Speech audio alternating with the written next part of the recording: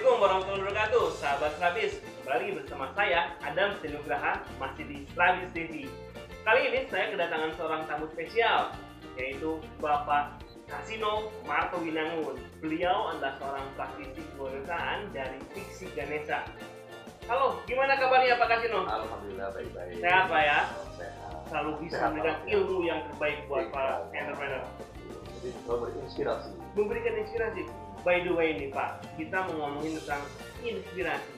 Nah, mungkin banyak teman-teman di luar sana di kota Bandung tentunya, khususnya ya di kota Bandung atau di kota-kota besar lainnya yang mungkin mereka sangat termotivasi Pak ingin memiliki sebuah usaha, tapi kadang-kadang mereka bingung mau usaha apa. Ya, tentunya mereka butuh inspirasi. Menurut Bapak seperti apa Pak? Seperti apa mereka berkaitan? Oke. Jadi ketika kita sudah punya niat ya atau mungkin istilahnya keinginan ya Keinginan. berbisnis, Betul. itu yang kadang-kadang orang tuh bingung kan dari mana mulainya. Nah, ini yang selalu ada itu dalam benak setiap orang. Dari mana kita mulai? Kita bisa dari hobi ya. Kenapa dari hobi? Mungkin katakan asal contoh, hobi makan bakso. Oke. Saya tahu bakso yang enak dan gitu ya. Karena Bapak hobi ya. Iya, hobi. Kita dulunya makan bakso. Mungkin hobi mancing.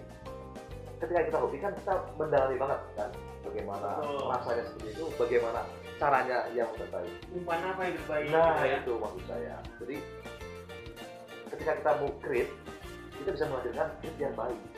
Kan sudah teksnya udah tahu. Oh Oke. ini loh, ini yang seperti ini. Mau bikin bakso ya bakso ini. Harus seperti ini rasanya. Nah, ini rasanya. Oh yang jelas semua orang tahu ini enak, gitu kan. Kalau makanan apa atau baju apa, itu dari sisi hobi kan.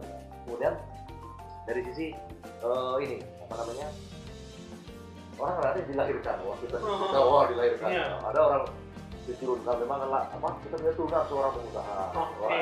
Turunan ningrat gitu Turunan ya? di turunan pengusaha Ya. kita diwariskan kan ke anak. Oke. Jadi ada kalau dalam istilah born to be wild gitu ya, Nah. lahir untuk liar gitu ya. Biar adalah lahir sebagai orang pemimpin Ya, ya. born to be a leader gitu ya. Iya, Ini betul. born to be an entrepreneur. Nah, itu yang apa mungkin kali ini masih kadang-kadang bisa ditemukan. Nah, itu bukan. Iya. Nah, tapi banyak Pak misalnya sahabat-sahabat di sana yang bapaknya seorang pengusaha, Nah. tapi dia masih bingung mau usaha Nah, apa itu gitu. dia, itu. Paling gampang teruskan usaha bapaknya. Paling Paling gampang. gampang. Iya. Karena mungkin di usaha bapaknya sudah tertanam ya. Iya, kan sudah tahu cara-caranya kan. Oke. Jadi kan dia punya tahu proses. Proses. Iya, dari proses input, proses output kan. Dia Oke. udah tahu kan. Sampai ke strategi bagaimana memasarkannya dan lain-lain ya. gitu kan. Oke, Nah, itu sahabat dari- Strabis ya, ya. sangat berkesan ya ilmu yang bisa didapatkan dari Pak Kasino ya. Jadi ada lagi yang sangat Apa nih Pak nih? Ya. Yang lain adalah bakat. Apa Bakat, itu bakat? Orang bilang itu bakat apa?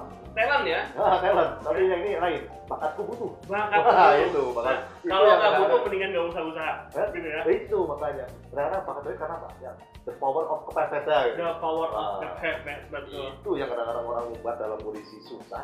Orang misalnya kok keluar ide-ide gila. Oke, mungkin kalau mobil itu ingin lebih cepat, dia harus pakai nitro oxide misalnya, Pak. Ya. Pakai NOx misalnya. Kayak apa hidrogen, apa Hidrogen misalkan, gitu ya. suntik lagi gitu. Disuntik kan. lagi. Kalau manusia itu harus punya the power of kepepet, Nah, itu. baru bisa lebih kuat. Ya. Oh, kalau sekarang yang lari itu jadi lari, dikejar anjing misalnya. gitu Ya, kan. gitu, kepepet. Jadi dia bisa manjat tembok, Nah, itu. ya, dia bisa manjat pohon tinggi, Ya, gitu. tinggi. Karena kepepet. Karena kepepet. Sama dengan bisnis tadi. Bisnis juga Ketika ya. orang melakukan kondisi susah, kita tapi keluar ide-idenya, udah gimana ya? Jadi kreatifnya keluar. Kan? Berarti Pak mungkin ada baiknya para entrepreneur ya, terutama yang startup itu keluar dari zona nyaman. Itu dia. Kalau kadang orang udah apa comfort zone gitu ya. Nah, iya. Nggak kepikiran. Saya mau ngapain kalau saya itu nggak ada. Nah, gitu kan. Ya bulan dapat gaji, Coba digaji. dapat tuh lagi. Ngapain lagi? Nyaman. Betul. Itu yang kadang-kadang tidak membuat kreatif. Akhirnya dia nggak akan kepepet. Nggak akan kepepet. Apa nggak bakat sebenarnya. Nggak bakal buru-buru. Butuh itu. Tapi mungkin gimana nih untuk mungkin kan kita selalu membahas entrepreneur tuh buat para teman-teman yang sedang bekerja. Ini gimana nih terhadap teman-teman yang sudah ada di comfort zone supaya mereka mau juga menjadi seorang entrepreneur. Ya. Jadi gini, Kang Adam ya, Kang Adam. Biasanya ketika darah entrepreneur itu mengalir di tubuh seseorang, Ya. mau di mana dia ditempatkan, dia pasti akan kreatif. walaupun dia sebagai karyawan. Jadi Ya. tidak hanya entrepreneur kan, intrapreneur ya. Intrapreneur. Betul. Itu dia pasti akan tumbuh itu ya. Artinya apa? Itu dampaknya adalah kerja dia. Ya, lebih cepat beres, inovatif terus. Mungkin dia bagaimana cara mengerti lebih cepat ya, bagaimana mengirim lebih cepat, dia selalu muncul. Itu kalau sudah mengalir dalam dirinya, cepat entrepreneur tadi. Ya betul. Itu. Saya pernah beberapa kali berbicara dengan Pak Melisa Henry. Beliau selalu mengatakan, jika tidak menjadi entrepreneur, maka menjadilah Entrepreneur. Nah, entrepreneur itu adalah di saat seseorang itu menjadi bagian terpenting dalam di sebuah bisnis. Misalnya misalnya dia mempunyai posisi yang memang penting di perusahaan. Dan penting itu bukan berarti jabatannya tinggi loh Pak ya. Tapi penting itu dia memang benar-benar dibutuhkan di Ya, posisinya. jadi core executive gitu. Betul, jadi core-nya ya. Meskipun dia hanya misalnya seorang engineering, tapi dia memang penting gitu kan di untuk membutuhkan engineer-nya.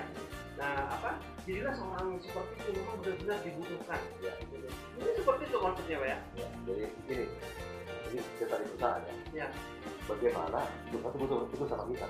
Bukan kita yang butuh perusahaan ya. Itu dia. Artinya kita punya yang jual. Ada value. Ada value itu dan ketergantungan ya kan. Oke. Nah, itu yang bagaimana kita menceritakan tadi. Mungkin Pak Melisa sering mengatakan ya kita menjual diri kan. Jual diri. Bahkan Pak Melisa suka ngomong buat sakau katanya. Ya, buat sakit sakau pada dia. sakau kan. Betul. Jadi benar nih kan. Perusahaan sakau terhadap kita artinya kita tuh sudah menjadi entrepreneur sebenarnya. Iya. Secara tidak langsung ya. Betul, tapi gimana nih merangkul para entrepreneur ini supaya mau ngasih bisnis sendiri, supaya dia bisa menjadi raja di kerajaannya sendiri. Ya. Ada satu hal yang mungkin perlu diperhatikan. Kita berpikir saya tidak akan kenal. Itu dong. Itu budaya kan. Sampai kapan saya di sini? Ya, betul. Iya kan? Masa kita hidup kan harus selalu ibarat gas itu selalu naik. Ya. Jadi Betul, jangan stagnan.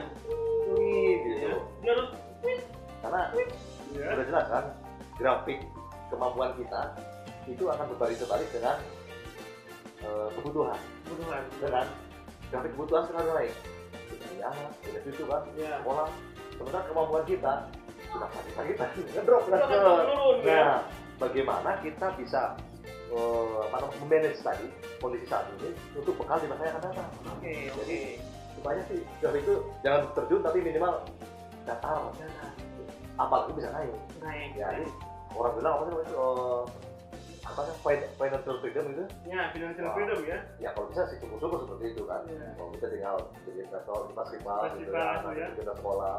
Kalau grafik kan mungkin kalau kita lihatnya secara garis lurus seperti ini Pak ya. Grafik itu akan seperti begini, dia turun ke bawah gitu ya. Kehidupan turun ke bawah dan kebutuhan naik ke atas.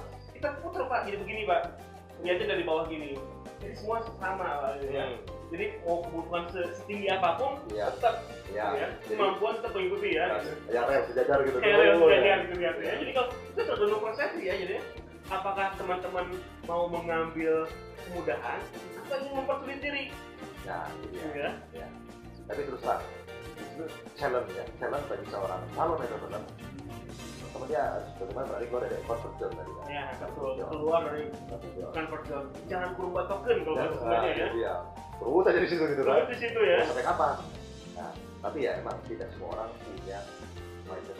Oke. Ada yang sudahlah sudah cukup gitu aja. Siapa yang mau berangkat jam 7, pulang jam 5, selesai. Kerja apa dikerjain, Mbak? Nah itu dikerjain. Ada juga orang yang memang istilahnya ya eager banget gitu kan. Iya. Dia nggak puas dengan apa yang ada hari ini. Itu tidak semua. Super gerak. Bukan ogger lagi ya. Memang Tuhan atau Tuhan itu memberikan orang yang berbeda-beda. Iya, betul. Kalau nggak itu nggak ada yang kerja dong. Kerja. Ya iya dong. Tapi kan ada intrapreneur tadi Pak. Jadi orang yang kerja tetap dia memiliki effort yang tinggi. Ya, tadi dibangunkan, dan berikan pemahaman pada dia. Sampai kapan nanti? Kapan Anda di sana? Wah, sampai 2 sampai 4 meninggal di situ kan nggak mungkin kan? Bukan mungkin, Anda harus berubah. Harus berubah. Betul tadi. Jadi ya apalagi juga jelas grafik tadi kan. Iya. Berbalik gitu. Berbalik ya. Itu dengan kemampuan. Oke. Sahabat Jadi, terapis, asik nih kayaknya kalau kita ngobrol dulu sama Pak Kasino ya. Sampai pagi nggak kan? Nggak akan sampai pagi ya. Tapi sebelumnya nih ya, kita akan membahas lebih dalam lagi bersama Pak Kasino di segmen berikutnya mungkin. Jadi tunggu ya video kita berikutnya bersama Pak Kasino, Marco Binangun, praktisi bisnis dari Bisnis Ganesha. Saya Adam Sinugraha. Bye bye. Oke, wassalamualaikum warahmatullahi wabarakatuh. Terima kasih.